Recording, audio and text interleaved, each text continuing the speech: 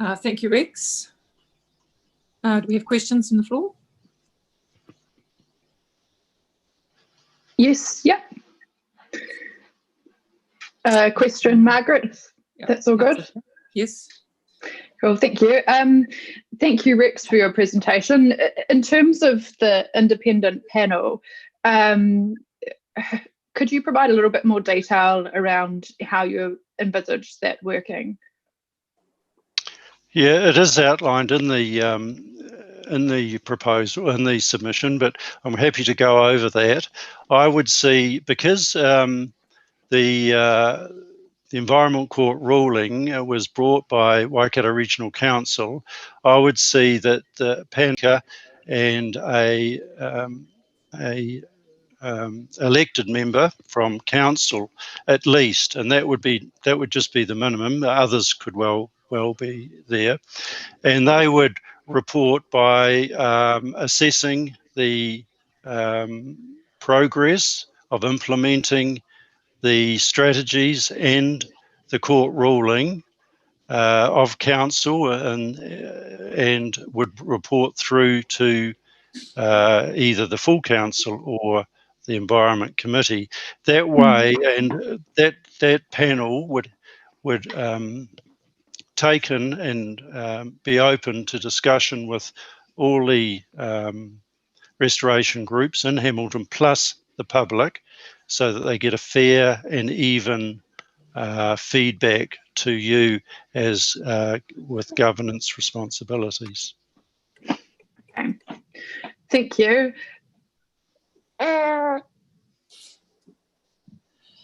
Thank you, Rex. We don't have any further questions. Thank you, Rex, very much for your presentation, and we'll move on to the next. Thanks, question. Margaret. Does someone just cut me off? What do I do this end?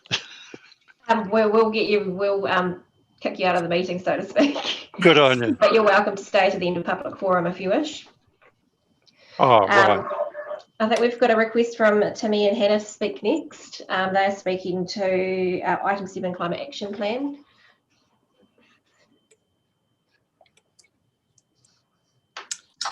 Kia ora, thank you. Yep. Is it all right if I start? Yep, sure. Welcome, Timmy. Cool. Tēnā koutou katoa, ngā mihi nui kia koutou, ko Hannah Hagen toku ingoa. I'd first like to acknowledge the unprecedented times we're living in, and I hope you're all doing well within your respective bubbles. Student environment leaders are pleased to see the climate action plan in the agenda today, with goals in line with keeping to 1.5 degrees of warming and the discussion of how climate change will affect the four well-beings. We would like to thank everyone involved in this process so far. The climate crisis is the greatest challenge facing humanity. It is crucial that we fight against it with unity and vigour. I'm looking forward to seeing Kirikiriroa gain momentum to achieve this.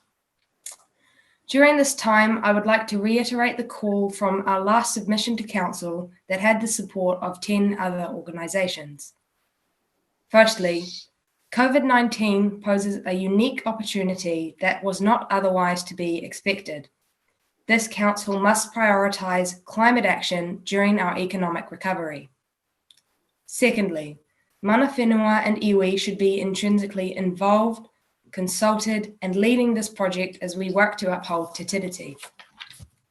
Finally, we demand an equitable transition to be understood and implemented throughout the Climate Action Plan. Nō reira, tēnā koutou, tēnā koutou, tēnā koutou katoa. I'm happy to take any questions.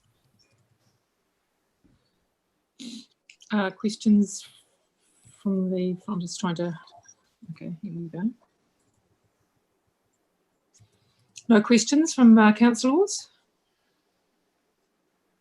Thank you. Thank you, Hannah, for your continued submissions. We really appreciate student input. It's very important.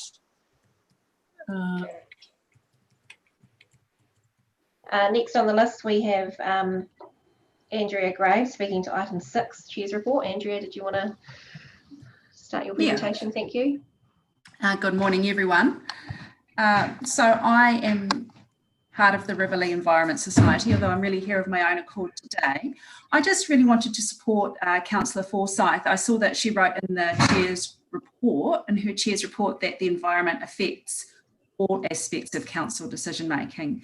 She picked up as an example of that a floodlit sports park that's being proposed, and I think it's a really useful reminder of how intertwined nature remains with so many aspects of life, although sometimes we don't realise it until it's too late.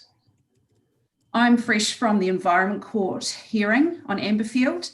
Riverlea Environment Society was a party to that, and the issues that Resi took to the court were absolutely the live ones day after day. Lighting was a really key issue. Of course, lighting is across the city, and we learnt that bat vision is incredibly different to human vision, far more sensitive to the intensity of light, and also can see quite different wavelengths of light compared to humans. The judge spoke often about the fact that our long-tailed bat in Hamilton is at a risk of extinction that's nationally critical, and that Hamilton City Council has a statutory obligation under the Resource Management Act to protect it. He pointed out that we can't tell bats where to go, but we can protect and enhance their habitat. And what they love is dark forested gullies. They fly between those gullies, and of course we have those in Hamilton. There were some really strong words from the judge, the Environment Court judge, Judge Smith, directed to Hamilton City Council regarding its environmental stewardship, and those will be in a transcript that should be available in the next few days, and I'll make sure I get those words to people. I think they provide a really useful guidance going forward. Perhaps they could be worked into an environmental checklist that is held by all arms of council that could be ticked off before proposals go forward. For example, in years to come, we perhaps have a proposal for a sports park, a notice of requirement that hasn't done any bat surveying to check whether bats are commuting across the area. I said that wasn't done. We wouldn't have a resource consent for a subdivision approved that doesn't even meet the minimum reserve requirements in the district plan, in a particular structure plan, which is what happened with Amberfield, and Resi had to fight for that. So thumbs up for going forward, and I'm really supportive of the nature of city and the city strategy, and the fact that we've got an environment committee, and yeah, thank you for the good work you do. Thank you very much, Andrea, for your support. Councillor Margaret, I just realised that we missed Timmy previously and speaking with Hannah, sorry. Yes. Yep, we'll just finish with Andrea. I see Councillor Thompson has a question, and then we'll come to Timmy. Yeah. Thank you. Sarah? Thank you. Andrew, in regard to, I haven't actually read the consent application yet. That's maybe my weekend reading, but the sports park, I'm just keen to understand from the view of Resi, does it have the potential impacts on the bats of the floodlights been, in Resi's view, been mitigated? Well, nobody can tell because the surveying wasn't done. So I only got to look at it yesterday. It wasn't a fully notified consent, so we were unable to express any opinion through submissions, but the Department of Conservation did. And they pointed out that, so the ecology surveying that was done was really limited. They looked for potential bat roost trees and talked about how to safely cut them down. No one did any surveying to see if the bats are crossing a sports park, that area at night. And of course, if they are, perhaps to get to another gully where they feed and it's brightly lit, you might as well just build a big concrete barrier there. They are not going to use it if it's brightly lit at night. So yeah, I think clearly the consideration in advance of putting out that notice of requirement wasn't adequate for anyone to be able to judge what the problems could be. Right, so you're saying that the surveying, there wasn't surveying to actually see if bats are using the area that the sports park is placed in? Yeah. Correct, there wasn't any, yeah. Yeah, all right, thank you. No, that's clear. Thank you, great question. Thank you. It looks like those are the only questions we have. Thank you very much, Andrea, again, really appreciate your contribution. Okay, thank you. Thank you. I think we have Timmy next. Can I start? Yep. Okay. So good morning, everyone. I am Morning, Timmy, Timmy. and I am here with Hannah to speak to you on behalf of the Student Environment Leaders Group. So, last year in June, we presented the Hamilton City Council for the first time. And we presented because we knew how important it is to encourage you all to stand up and take action to protect your children's and grandchildren's future. In the past few months, I have seen that you have been listening to our voices, and thank you so much for that. We are very grateful and happy to see the council developing a climate action plan to protect our future and the future of the next generations. So climate action is a must in order to protect our future and ensure that our children will also have a future. I want to emphasize how important it is for you to keep pushing and keep taking serious action to fight climate change. I know that it's a very challenging time for all of us because of COVID-19, but we cannot wait. We need to do all we can to protect our planet now. We cannot wait until the right time comes. There is no right time. We need to act now. This is why I ask you to please keep pushing and keep doing all that you can here in Hamilton to fight climate change and protect our environment. Please keep listening to the voices of our young people, our indigenous communities, local EV, and the many people out there who are worried about their children's future. We have to do our part to create a livable planet for our children and grandchildren. We are here to help. Together we can do this, and together we must do this for our planet, people, and the future. Thank you so much. I'm happy to take questions if you have any questions. Thank you, Timmy. I'll just check to see if we do have questions from councillors, and it doesn't appear that we do at this point. But thank you very much for taking time off school and presenting to us this morning. Really appreciate that. Thank you. Thanks, Timmy. Have a good day. Thank you, and you too. We have Lynn Graham next. Garnham, sorry. I'm sorry, Lynn. Lynn Garnham.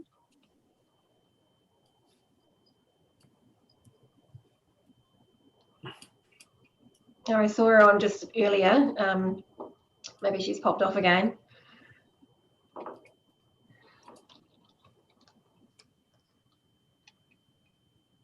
Do we want to move through to Roderick? Oh, here we are. Sorry. Can you hear me now? Lynn's back. I've muted myself. Okay, start my video. Where's that? Oh, God. Start video there. Is the sound quality okay for everyone else? It's been appalling at my computer. Yes, yes, it's good. Can you hear me? Yes. Okay, then, thank you. Good morning, Madam Chair and councillors. Thanks for this opportunity to present to you today. Your agenda today is again very full with so many important issues: sustainability, global warming, biodiversity, enhancement in the city, and water management. Today I'm speaking on behalf of Tui 2000 and as a member of the Kirikiri Rural Restoration Forum and in support of Rex's submission he's just made to you. Rex has summarised for you today his very full submission, and he raises very important issues pertaining to the restoration of Hamilton City's biodiversity as required by the Environment Court in 2015 to at least 10%. The Gullies Reserves Management Act and the Local Indigenous Biodiversity Strategy 2018 are also relevant documents. It should be noted that biodiversity enhancement is neither achieved by planting trees, but is a complete ecosystem of flora and fauna. Nor is it the implementation plan just about public land, but HEC needs policies to support homeowners, institutional and commercial landowners. This would take in the gullies and also the natural area islands, such as plantings at schools, rest homes and factories. All HCC operations relating to managing or maintaining property contributing to stream maintenance, landscaping of facilities require constructive partnerships with community groups, businesses and individuals. As the Friends of Waiwhakareke and Tui 2000 have shown, voluntary groups can achieve much developing an asset for the city, as we have done at the park. And other gully groups have also achieved much, but there are limitations. The request for a paid part-time position to supervise work at Waiwhakariki has taken months to sort out, and even today we still do not know if a person will be appointed. COVID-19 excuses for delays are starting to wear thin, I'm afraid. We did receive the 100,000 granted, thank you, in the budget for the appointment of a pest plant removal person in the gullies as part of the Kirikiri Roa Forum group. And this is a precedent. And we suggest in the forum that each gully system have a dedicated, paid, knowledgeable person developing plans for the restoration and working cooperatively with forum members and property owners. There's no doubt that everyone needs education in this thing. Recently, contractors planted 1,000 trees in a gully in totally inappropriate situations, and no consultation was made with the care group. Or in another case, they're filled in the gully with rocks that now impede the passage of fish. Unfortunately, even when Waiwhakariki Natural Heritage Park is fully planted, 60 hectares, HCC will be nowhere near its target for 10% ecological restoration as required by law and the Regional Council ruling. As Rex pointed out, Mangaiti is only one of the gully systems, and it's 30 hectares in there. Volunteer management alone has its limitations. Partnering and co-management with community is the only way forward, with dedicated staff to work cooperatively with forum members and property owners. And just as a note, if you look in your own minutes, there is a clause at the end of each agenda item that says, well-being considerations. The purpose of local government changed on the 14th of May 2019 is to include promotion of the social, economic, environmental and cultural well-being of the communities in the present and in the future, the 4 well-beings. So I'm hoping that this will let it be, is my thing. That's all I've got to say today. Thank you. Very good. Thank you, Lynn, for your comments and presentation. Doesn't appear that we have any questions from councillors. Thank you very much. We'll move on to our next presenter. I understand it's going to be Roderick Aldridge.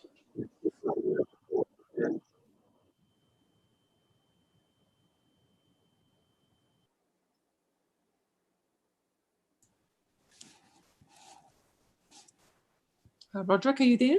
Can you hear me? Yes, we can. Yes, I'm having trouble hearing you actually.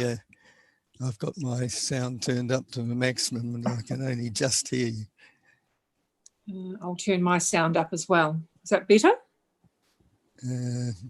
Marginally, I think. Yes, so thank you for the opportunity to make a submission to this important forum. I'm speaking as a concerned citizen, and I would like to emphasise a couple of points in the document that I've sent for your consideration. Firstly, I would like to highlight the benefits of getting every factor interacting positively. That's land use, catchment management, plant and animal control, engineering operations, and the importance of getting all of the public involved. Everybody can help contribute to the benefit of everybody. It's called the network effect.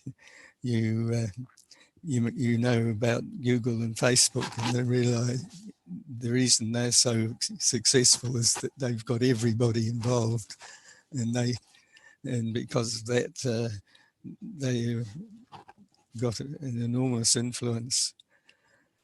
And I'd also like to emphasise the benefits of the community and everybody acting together positively, as distinct from trying to react through the law, as the Rebel Society has graphically illustrated the trouble and concern that you have trying to rectify problems through the law are just mind-boggling. And so that's true for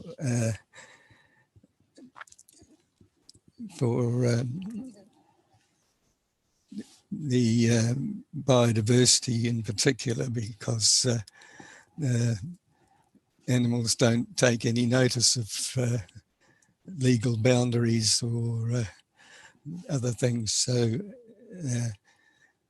the benefits of getting everything working together, both the physical and the personal and social interaction, and doing the right thing first, so you don't have to try and undo all the problems that you get.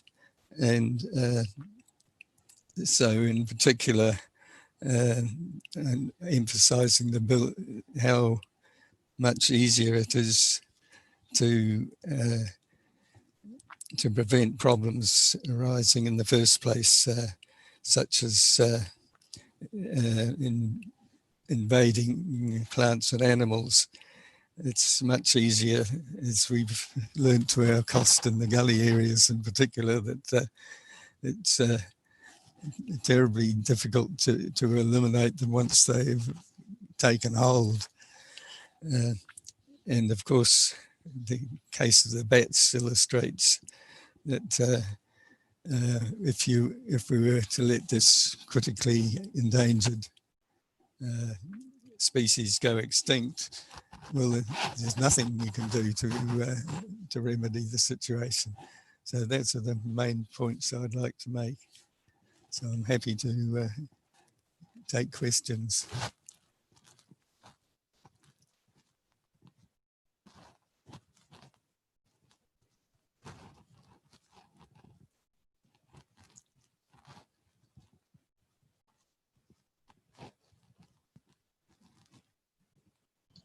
Sorry, thank you, Roderick. No questions from councillors that I can see.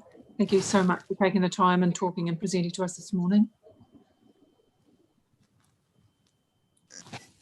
Did you hear that? Thank you, and I'd urge you to councillors and everybody to have a look at how you can get multiple benefits from the one operation by cooperating over the whole of the Waikato, not just inside Hamilton. Thank you. Agree. Thank you. Thank you very much. I think next on our list is Anna and Joe from Go Eco.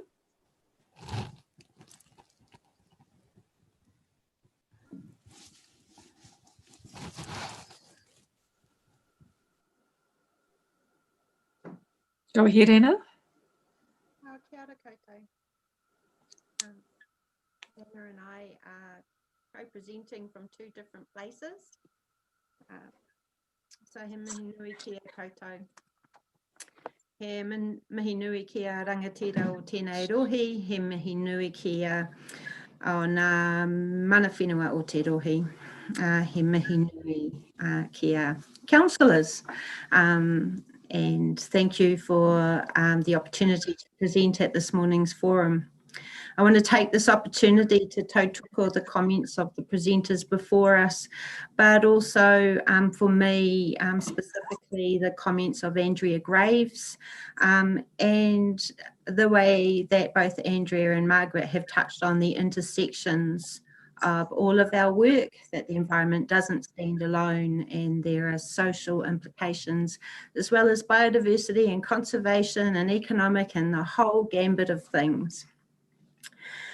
And to that end, anti-racism scholar Amanda Thomas writes that a fundamental aspect of decolonising work is listening to Māori and trusting what they tell us about their experiences of society and particularly of racism and colonisation.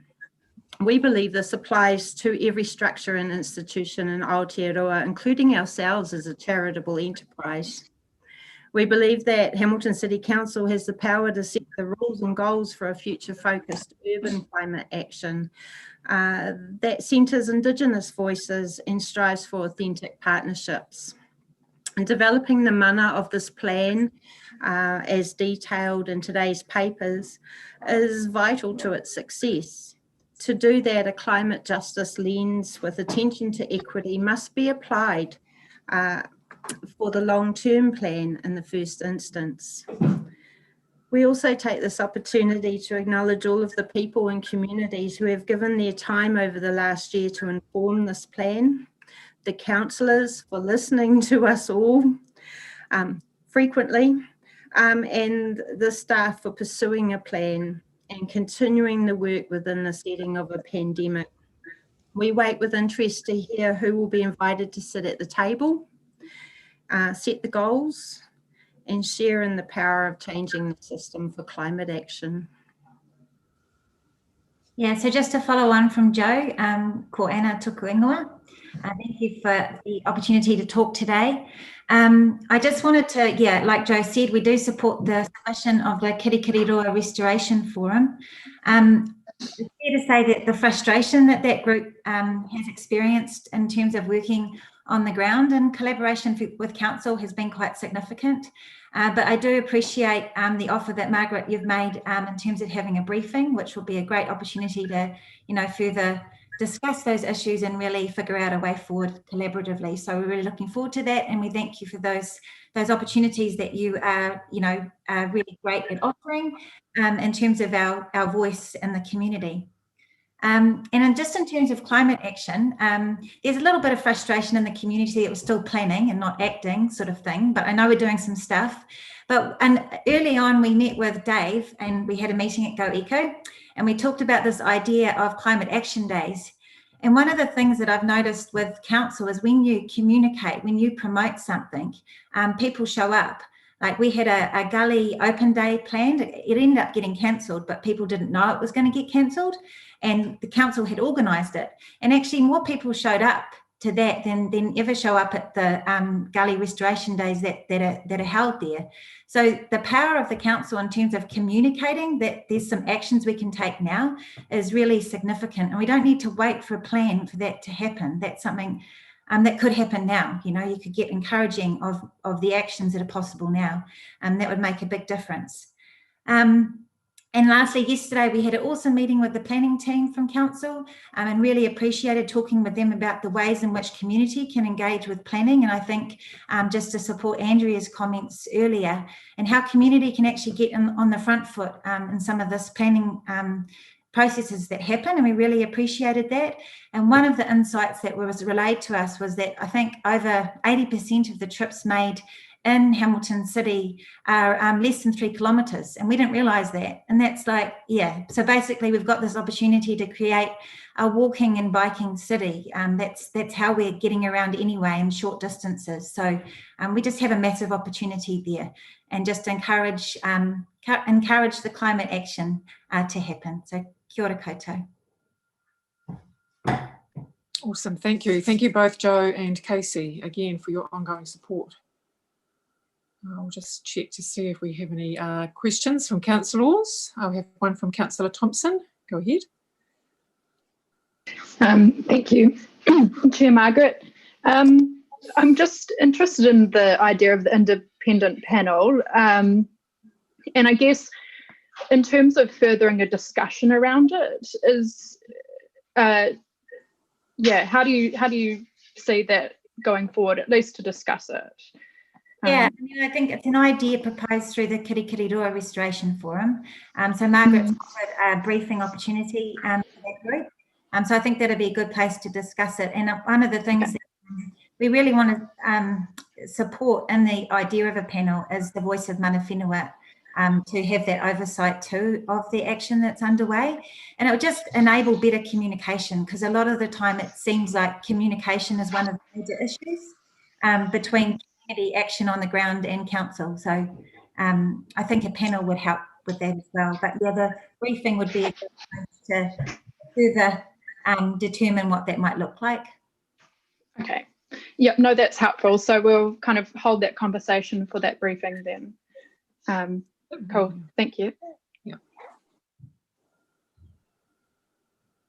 Thank you, Anna and Sarah. I have a question from Councillor Wilson. Yeah, look, thanks, Chair Margaret. Following on from Sarah's question, I'm just trying to get a better understanding of the type of mix in this so-called suggested independent panel. I'm just fearful that it could create a them and us scenario. So could you explain to me your feeling of who would be involved, and how would communication flow back and forth? How would council be ingrained in that thinking? Yeah, like I said, I think it's something that needs further discussion in a different forum. But I think in terms of it acting well, like it might not be focused just to biodiversity. It may be focused more broadly than that on environmental issues. And the representation would need to be determined. And like we said, in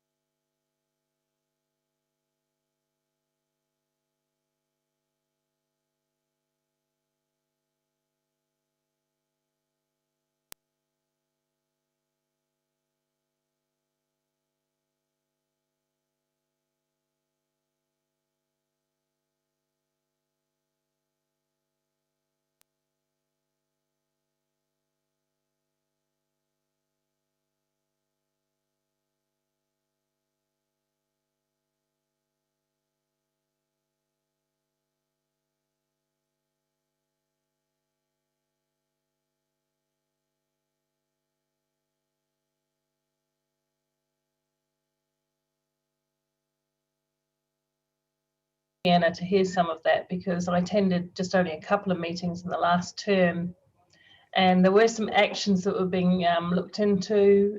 Council were at those meetings. There was a couple of councillors and council were at that meeting. There was a report coming out. What happened to the report? The report that was to come out late last term on some of the actual actions. I know Restore had their ideas about priorities as well, but they were looking at stormwater and wetlands and other, and there was going to be a body of understanding or some science brought to bear. What happened to that? I mean, I was only invited once or twice as a guest. I wasn't a regular attender, but what happened to all that stuff that was put in train? So the report got done. What happened to it? Does anything happen out of that? Sorry, are you referring to the lake group? The restore group? Yeah. Sorry, lake. Apologies, yeah. Yeah, so there's a Kirikiriroa Restoration Forum, and that focuses on the gullies. Yeah. Yeah. And no, then, I was talking about restore and the lake in terms of. Yeah. So the Restores are a largely voluntary group made up of a multidisciplinary group from the community. And in terms of developing a report, I'm not actually sure what you're talking about there. Well, I know that Waikato Regional Council and Hamilton City Council attended a meeting with Restore. We had a good conversation. We talked about the broad range of issues that are affecting lake water quality, and there was to be a further assessment of that with and a report at the end of it to see what proportion, for example, the stormwater, if we dealt with the stormwater from the hospital, what would that do? If we dealt with duck feeding, what would that do? What was happening with NIWA and their water science, and so on. And I assumed that a report like that would go back, it would be discussed, and then there'd be some sort of tangible next steps, but I haven't heard anything. Yeah, so we've been working alongside Zeke at Council on aspects of water quality and reviewing things with him as we go. And we've done a lot of, the Restore Group's done a lot of presentations and reports about the lake and drawn on the research that's been done by Regional Council. So there's been an ongoing dialogue, but what the Restore Group is proposing now is a focus on the waterfowl and the control of that. And I've also talked with Margaret about this. And the Restore Group is going to have a time with Council in a briefing as well to you know, I guess dive deeper into those issues. Yeah. Okay, so the waterfowl might be an area that we can act on reasonably. Yeah, and also put forward a proposal around a stormwater, daylighting a stormwater drain into the lake, which is also really positive. So there's some good opportunities going forward for the lake. Yeah, sorry, it was just because you mentioned it in passing, but I realise this is mostly to do with the gully restoration. But thank you. Just lots of talk about that at the moment. So thank you very much. That's cool. Thank you. And look, that's coming up later on the agenda as well, so we can talk to that more in detail. Norm, I have a question from you. Yep. Can you hear me okay? Kia ora tātou. Hey, Anna and Joe, koutou ma, tēnā koutou. There's been lots of conversations about mana and the role that the tiriti plays. I'd be, how effective is the engagement and feed forward from iwi, hapu or marae in regards to the on-the-ground role that these collective forums are achieving at the moment? I would say there's some work to do there, and I really liked your idea, Norm, of having a hui where we do bring people together to talk more about who's who and who's doing what, and just our aspirations for the benefit of the environment, really. So I think that would be a really good move, because I think there's some relationship development that needs to happen. Yeah, totally agree. So I see this this panel idea more of a korowai. It's a forum that galvanizes, it unifies, that reviews, monitors actions and supports. So one of the biggest gaps that I see is our relationship with iwi is fantastic. The engagement is probably not too bad, but it's really understanding what does the cultural attributes really mean on the ground in terms of these restoration efforts to achieve the overall goal of biodiversity and restorational mode in our community. So there's lots of great work happening on the ground, but e ki ai te kōrero, it is said, ko te kai a te rangatira ko te kōrero. The food of chiefs is actually conversation, communication, and working together. So if there was an opportunity to consolidate everyone who's doing great work in the environmental taiao space, I think that's a first step towards unification and understanding each other's values, but understanding the action plans going forward and really maximising. Got a question in there, Norm, please? So have you got a question in there? So my question was going to be, what's the thoughts on that? on a unified way working together. Yeah, we've talked about your idea, Norm. We think it's awesome, so we definitely support that.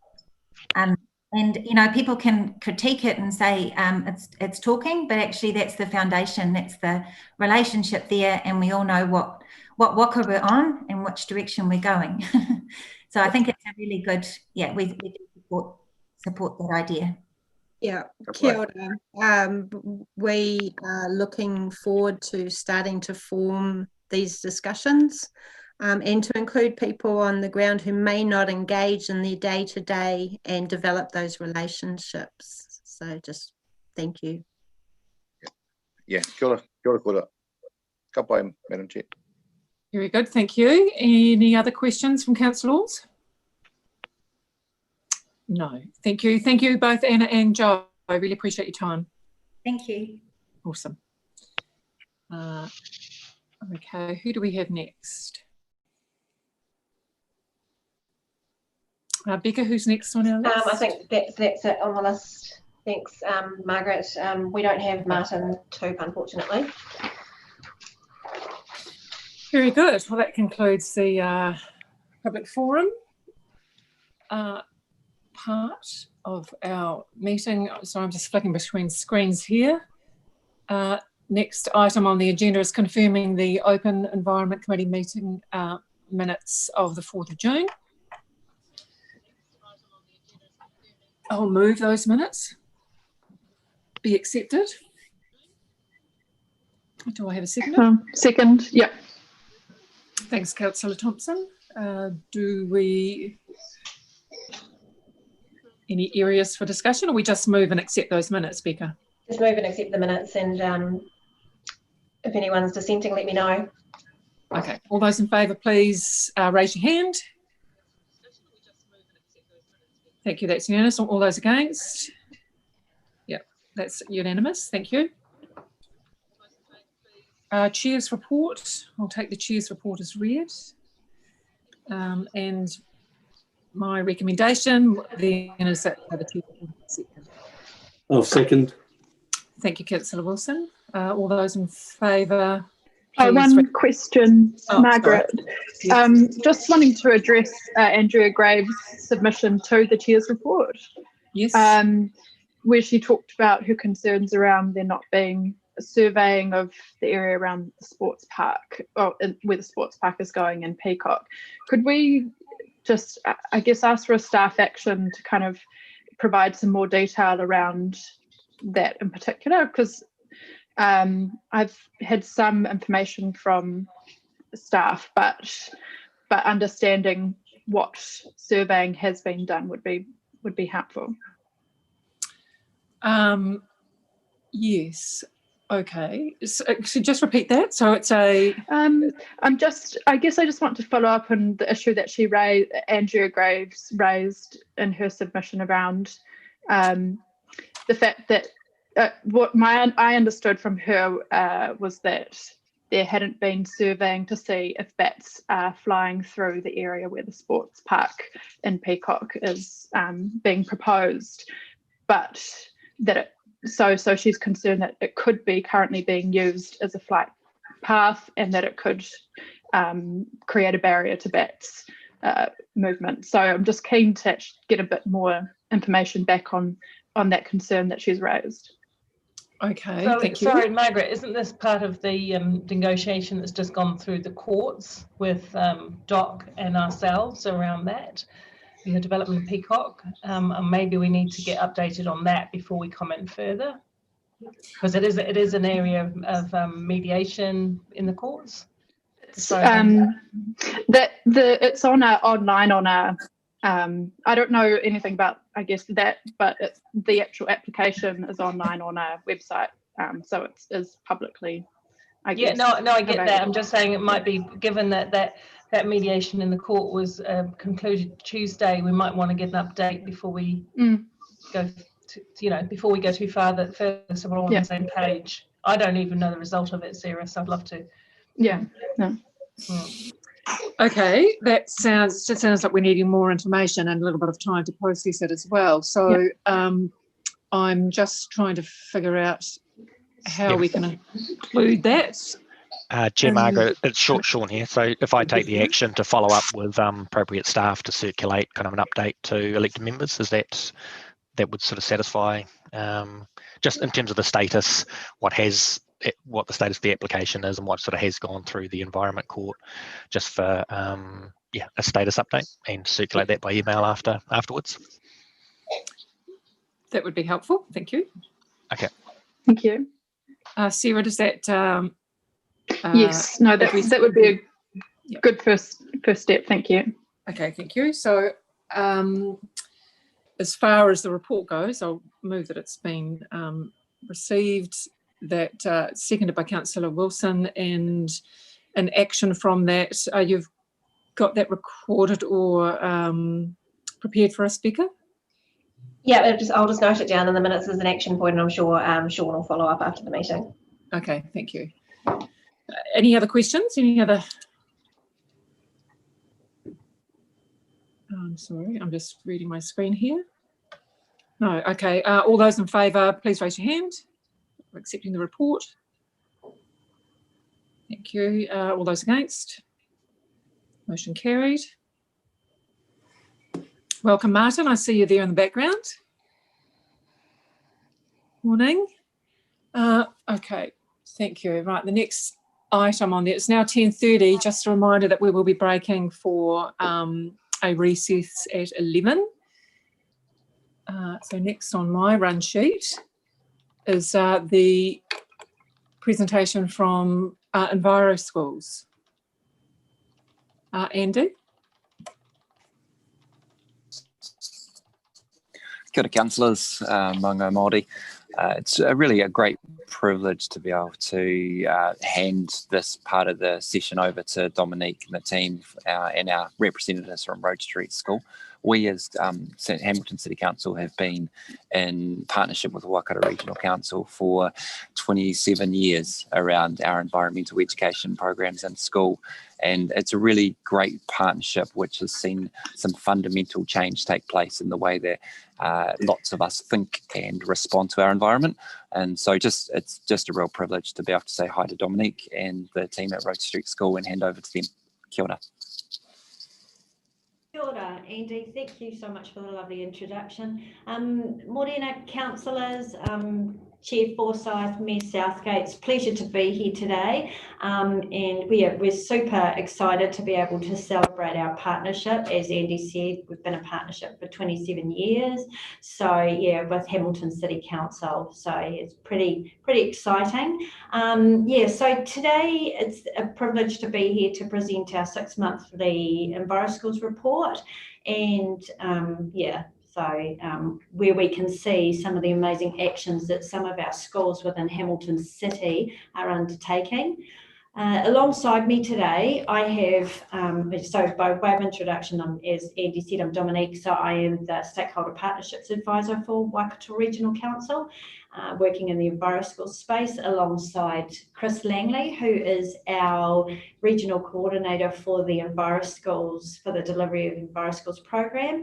And next to him is Adrian Grant, who is your lead facilitator for the Enviro Schools program. And we also have in here somewhere is Anna, who is also one of your Enviro Schools facilitators.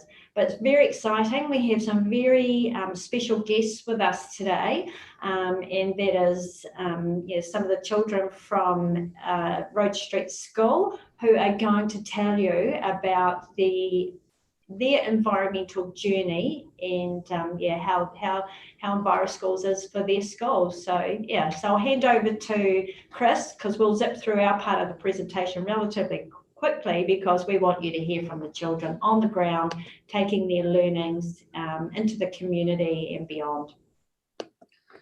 Cool, thank you, Dom. I've just shared my screen to show a short presentation. Has that come through? Can anyone just give me a nod that you can see? Yeah, beautiful. Okay, so I want to just give a really quick introduction into what Enviro Schools is, just for those that it may be a new thing. But we want to get through it as quick as we can so that we can get to the students, because that's where the real magic is around Enviro Schools. So just really quickly, Enviro Schools is, it's although it's taught in schools, it's actually about fostering resilient communities. So it's a kaupapa that schools buy into, and it becomes part of that school, and through that kaupapa, the students are taught how to think and act sustainably. The purpose of that is to foster a generation that is going to start making environmentally conscious decisions as they grow up to be the change makers of our world. The great thing about it is it meets the government outcomes of 80% of our councils in New Zealand, which is great.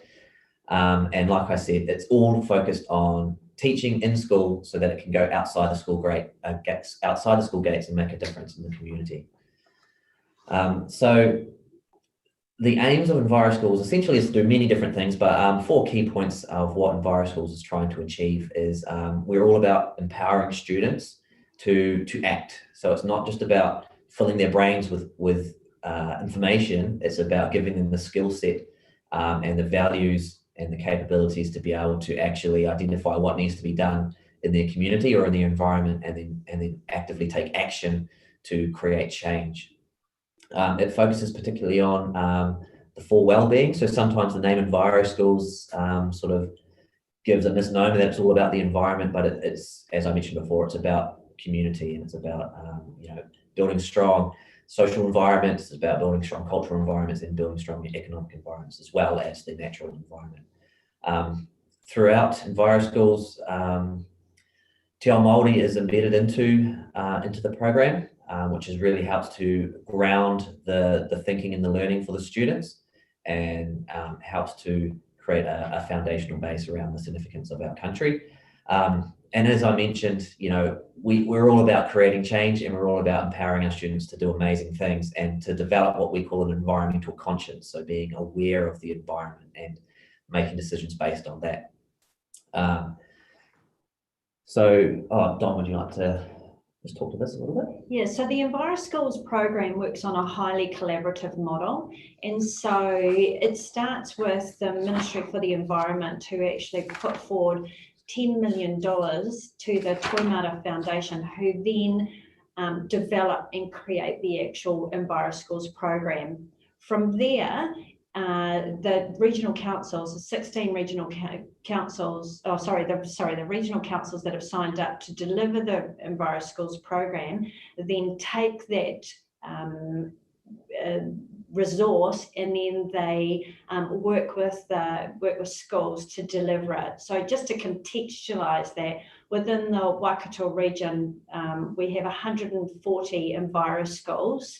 In the Waikato, we have 5 Enviro Schools facilitators who are who are empowering the lead teacher of different schools, of those 140 schools, to deliver the program to the actual student, to the teachers who then will deliver it to the students. And then from there, whilst the Ministry of Education doesn't put in any money per se into the program, what it does is it supports the program with in-kind funding, and that is through teacher release time for the teachers in the respective schools to work with our facilitators on the actual program, who then go away and deliver it to the students themselves. And so it's from there that the students will then take their learnings, they take that and undertake a number of sustainable actions within their own schools, but beyond the school as well. They take the learnings home, they take the learnings beyond the school gates and out into our community. So when we think about what that looks like in terms of a return on investment, we understand that for every dollar invested, and this is the money that Hamilton City Council put in, there is a $2.70 return. So when we think about that investment, it's pretty good. So just in a really quick nutshell, this is just a good summary of the types of learnings that take place through Enviro Schools. So the percentages just represent how the percentage of schools that undertake these areas of learning. So within those, you can kind of see where the 4 well-beings are represented, and you can also see the uptake. So, and it's very responsive to the current climate. So at the moment, you know, zero waste is a really hot topic at the moment, and obviously in Hamilton City with the new system in place, it's definitely a topic that schools are engaging in. Just to give a little bit of context for Hamilton City, there are 33 schools in Hamilton City that are Enviro Schools, which represents 52% of all of the schools in the Hamilton City. And 7 of those schools are secondary schools, which is an area that we're actively trying to grow. So that's the, I guess, the boring formalities that are coming from us. What we'd really like to do now is shift to our wonderful students from Road Street School to share their story and their journey around Enviro Schools. So I'll just mute myself, and if they can. Oh yeah, so I'll just introduce Alistair. Alistair Kerr is the lead teacher for Enviro Schools at Road Street, and I'm hoping that he might be able to give a little bit of an introduction to the kids themselves. So I'll just hand over to them now. Thank you, Chris. Yes, as Chris said, I'm Alistair Kerr here at Road Street School. We're a full primary and French.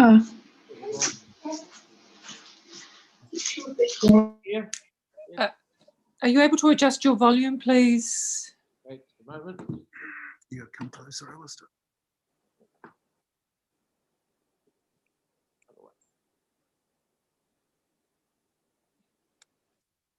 All right, hopefully that's a little bit better. It's a little better, yeah. Right, I'm Alistair Kerr. I'm an Enviro Schools teacher here at Road Street. We're a full primary in Frankton with just over 200 students. We've been on the Enviro Schools journey for 14 years, so it's a good length of time. In the first year, we became a bronze Enviro School, the second year, a silver Enviro School, and then it took 3 more years before we gained our green gold. So we're well along the journey, and we enjoy the opportunities that it gives to our students and the difference they can make in our communities. Thank you, Chris.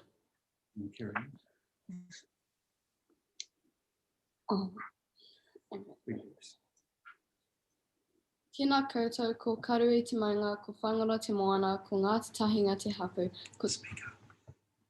Ko taino i te waka, ko waikato te iwi, ko puhiakina te marae, ko Shirley tuku koia, ko David tuku karawa, ko Demira tuku whaia, ko Reese tuku mātua, ko Preston Haroa, ko Lincoln tuku tuakana, ko Jim Lara, ko Skara tuku teina, ko Te Ara Arore te kura, ko Mātua Shen te tūmoa ki noa ko manga iwa, ko Wharangi whanga tuku kaiko, ko Jada Ho. Nō reira, tēnā koutou, tēnā koutou, tēnā koutou katoa.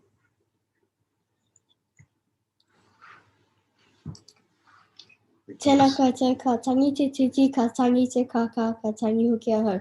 Ko tūrangi wawai toku marae, ko taupuru te manga, ko waikato te awa, ko taino i te waka, ko mahuta te hapu, ko waikato te iwi, ko moru toku whaia, ko Damien tuku matua, ko Kelly rawa, ko Renee toku tuahine, ko Shao hau. Nō reira, tēnā koutou, tēnā koutou, tēnā koutou katoa. Tēnā koutou. Ka tangi te titi, ka tangi te kaka, ka tangi hoki ahau.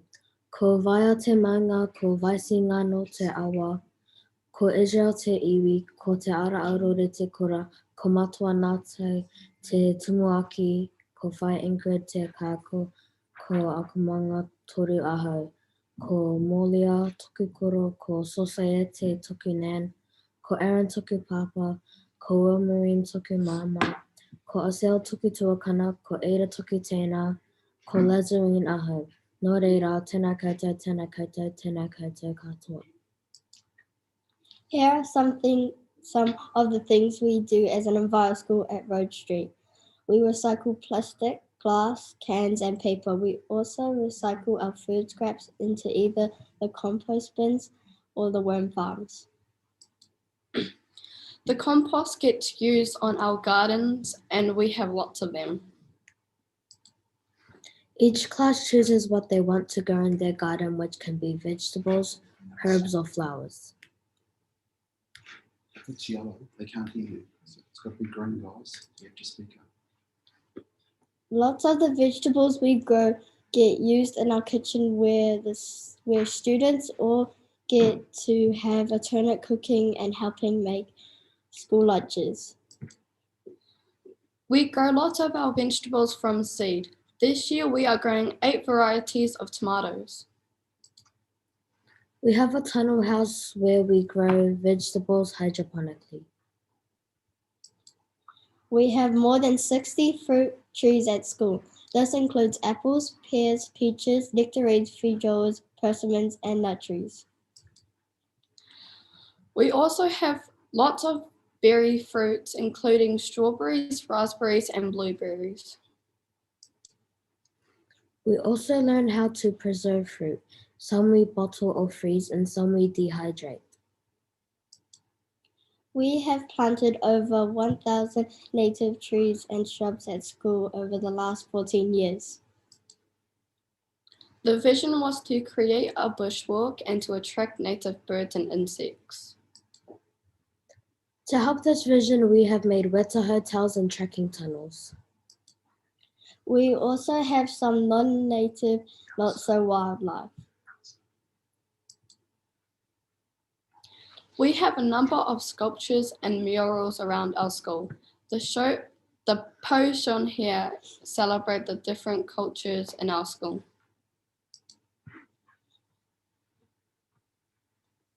Some of the things we really enjoy doing are sowing seeds, planting, pruning, and making sculptures. We have also run fruit tree pruning workshops for several schools and for adults. We are planet warriors because we love to look after our planet. It's the only one we've got. To do this, we try to save natural resources and electricity. We educate our fellow students so that they can look after our planet too. We discourage littering and encourage recycling. We act as role models and lead by example.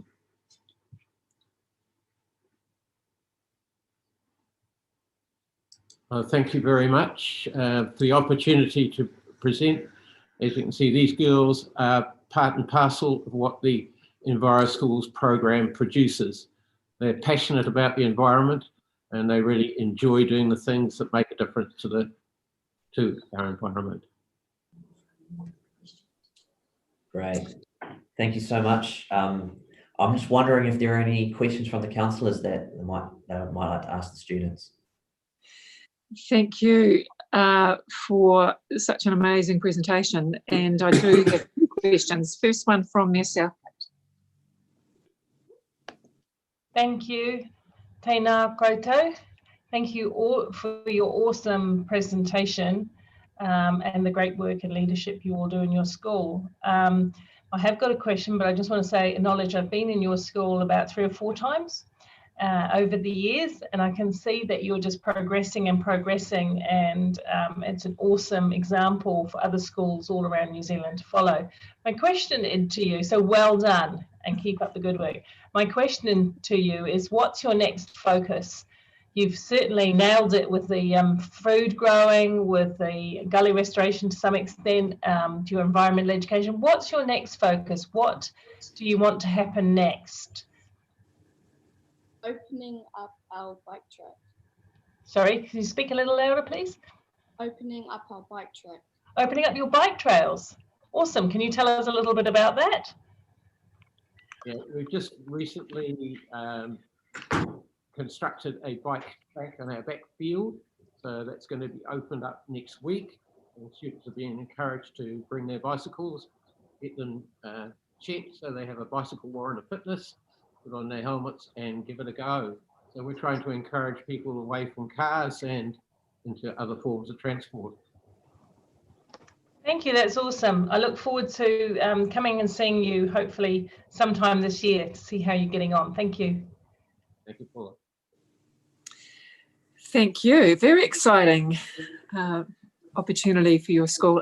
Councillor Wilson, you have a question next. Yeah, thanks, Madam Chair. I sort of add my weight behind both your comments and Mayor Paula's comments. I think what you're doing is just wonderful. My question is, have you had or are you seeing some of what you've learnt at school Are you bringing some of that home? Are you finding that in your own home, are you engaging in this sort of growing of fruit and vegetables and in your communities? So I'm just trying to get an understanding, have you been able to take it out of the school and bring it home and into your community? Jade, what do you do? Do you have a vegetable garden at home? Yes. Yes, there's lots of our students do. We've had parents here. We actually run gardening courses for parents, how to establish a vegetable garden. So that will happen again in the next month or so as things warm up. We've had lots of feedback from parents about not just about gardening, but we've got some that live out of town and don't get recycling collections like we do. We're lucky in that respect, and I've been told by a parent that their child actually insists on having cardboard boxes in their garage, which they put all the recycling into, and they bring it into town when they come in every once a week or so and drop it off. So it definitely makes a difference. Oh, thank you very much. I mean, that sort of activity is just inspiring, and parents learn a lot from their children. I know it's often in both directions, but thank you for all the wonderful energy you're putting into this. Thank you. Thank you. And look, I know that we do have a number of councillors that are very keen gardeners and environmentally aware. And look, if you'd, without putting a question forward, if you'd like to make a comment, because this Road Street School, and I know with the work that Shane Ngātai has put and through over a number of years, that Road Street School is where it's at today because of the efforts and the continued participation and vision from not only Shane but teachers and students alike. So do any other councillors wish to make any comments? Margaret. Yes, Sarah? Yes, yep. Kia ora koutou. I just wanted to say thank you for coming and taking the time to present to us today. And it was amazing to see all of your photos. You've learnt some really cool skills, and I was very impressed by the hydroponics and the tree pruning, and your vegetable gardens look a lot healthier than the one outside that I'm looking at through my kitchen window. So well done, and keep up the good work and keep inspiring others. Thank you, Sarah. Very good. Councillor O'Leary. Yes, thank you. As a gardener myself, with 400 odd seedlings about to go into my garden, I commend you. I've visited Shane in your school over the years several times, and I'm so proud of what you're doing, and in particular in this time that we're in, which is a bit strange. And you'll remember being away from school earlier in the year and being locked at home with the parents, and the more you can share with what you're learning through this program with your parents and your whānau, the better, because what you're learning around being self-sufficient and looking after the environment and growing your own food is really, really valuable, and a life skill that you will take right throughout your life. So as a gardener, I'm very, very proud of you all. So thank you for being part of this program with your enthusiasm. Thank you. Thank you, Councillor O'Leary. Māngai Norm. Tēnā tātou katoa.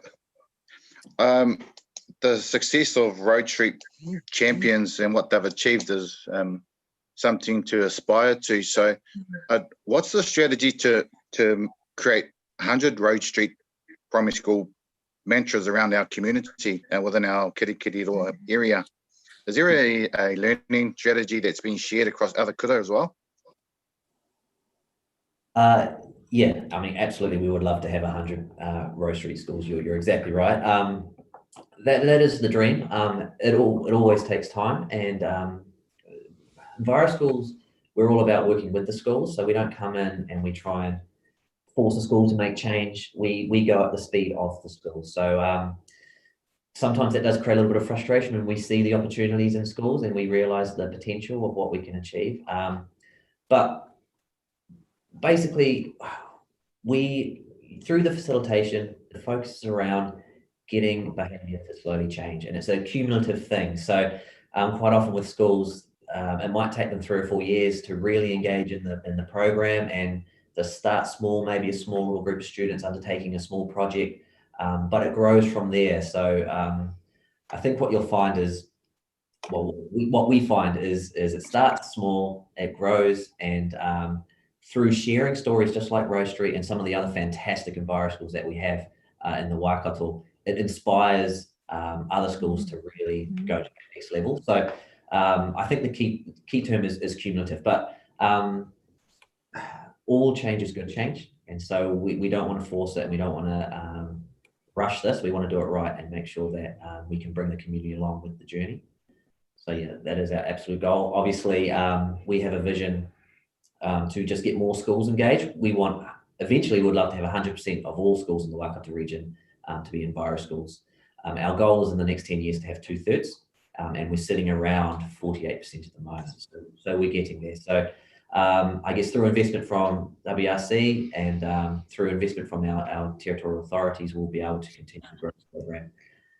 Can I just say a few words? So I'm Adrian, lead facilitator, and I work with some of the Hamilton schools, and there are more schools. I mean, every school is different on their journey, but many of you may have been to Hokanui, Waikato Waldorf, Hamilton East. They're all greenfield Enviro schools, and they're all operating at a very high level on that sustainability journey. And we're seeing ones coming through in Hamilton like Mairua Intermediate, Melville Primary, Marion, and they're starting to shift some gears in the school, bringing more and more teachers on board. And it is something that takes time, and as a school changes over time, we have sort of those ebbs and flows, but we're starting to see some real changes, strong changes in those schools. Yeah, and just further to answer your question, we are piloting Enviro schools in a kura down in South Waikato next year. So traditionally we haven't done that because Enviro schools is sort of based around Western science, which may not necessarily align with kura kaupapa. However, there are so many shared values within the programs that we feel like there is a marriage that can happen there. So we're piloting it to see can it work and what needs to change in terms of our approach to facilitation. And then if it is a success down in South Waikato, we hope to create a regional movement and getting kura engaged in Enviro schools. Yeah, that was going to be my next question, is how many kura kaupapa Māori are involved in Enviro schools? But the other question is, does it go to Kuanga Reo or even child preschool? Absolutely. And I know it's probably, it does? Oh, great. Yeah, so yeah, we, in terms of WRC and our facilitation team, we don't facilitate the ECEs. However, there are a significant number of ECEs. They're the Waikato Kindy Association centres. Many of them are Enviro schools, and that's where that foundational learning happens with our students.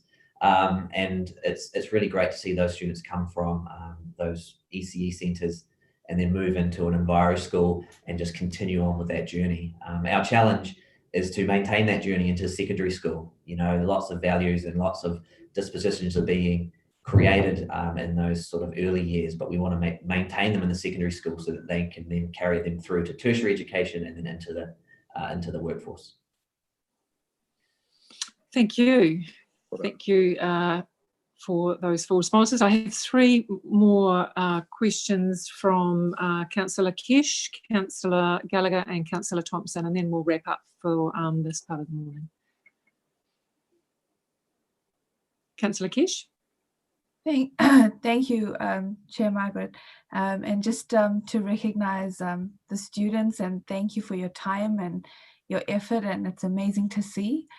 Just a couple of quick questions for Chris and the team. Do you have some sort of awards or recognition ceremony or something to encourage more schools? Well, within Enviro Schools, so when a school is an Enviro School, we have not so much, we don't call them awards, but they are sort of milestones that schools can meet. So we call them bronze, silver, and then green gold. So they're kind of benchmarks of success, I suppose. So schools can strive to get to that point. So as a school takes on the journey, we encourage them within 3 years to, we call it reflecting, or look at the sustainable journey and identify, are they at the point yet where they can classify themselves as a bronze school, and then as they get there, do the same thing in a few years, can they see themselves as a silver school, and then right up to that green gold. And when schools do reflect and then they do reach those milestones, we certainly celebrate it, and we will be encouraging councillors to come along to those celebration events when they do occur. Awesome. Thank you. And just a last question, council, with our playgrounds and things moving forward, there have been ideas floated about incorporating community gardens into play spaces. So do you see a link between the two programs, or? Absolutely. Yeah. Absolutely, there's a link there. I think it would be amazing to be able to get schools involved in some of that planning and that consideration around how can we better utilize playgrounds to make them more of a community space. Yeah, I think that's an absolutely great. Perfect. Yeah. For a future conversation. Thank you. I would just say to that schools are a natural hub for the community, and so to have that conversation when you're you're engaging in those discussions with the school, with your Enviro Schools facilitator, and with those the people who are designing those playgrounds, to see if there's a need in that community, because a community garden has to come from the community. Exactly. Very good. Thank you. Councillor Gallagher. Yeah, thank you. I'm not a member of this committee, but can I just shout out again for the fantastic presentation from you students at Road Street. Excellent. And I'm not quite as active a gardener as one or two of my colleagues, but I still do a wee bit. But don't smile. But seriously, I just would like to relay to your principal and your school team that Road Street School has been a leader in this space and other areas for many, many years. Many years ago, I was a local MP for Hamilton West, and I always had huge admiration for Road Street School. So can you just give my regards to your principal and staff and student team? I think you guys have done fantastic. And I just want to stress is it does come down to leadership and the role of the principal and the leader of the school is so crucial. But you guys have been fantastic and it's been quite inspirational. Thank you. Thank you, Martin. Thank you for those words. And lastly, Councillor Sarah. Oh no, yes, Councillor Sarah. Yep. Thank you, Chair Margaret. Yeah, one question that came to mind was you talked about wanting to encourage more students to walk and bike to school. Do you know how many of your students live within a walking or biking distance of your school at the moment? Well over 90% within 2 kilometres of the school. Okay. And how many students currently walk and bike? Probably 60%. Right. Yeah, I know that's really interesting to know. We're working on our biking and micro mobility plan, so it'll be cool to see how we can help that increase. Thank you. Very good. Well, thank you so much for that really comprehensive and an inspirational presentation this morning. And I note that 27 years of being present in Enviro Schools and making those happen, that actually, to celebrate that, it's a sculpture. So potentially there could be a sculpture coming some way in shape or form at any of your Enviro Schools. So thank you very much to our presenters and contributors this morning, and also to our elected members. We will take a recess now from 11, and we'll resume again at 1 o'clock. And I have noted that there are comings and goings from Mayor Southgate and councillors O'Leary and McPherson due to other council commitments. Very good. Thank you. We'll see you then. Okay.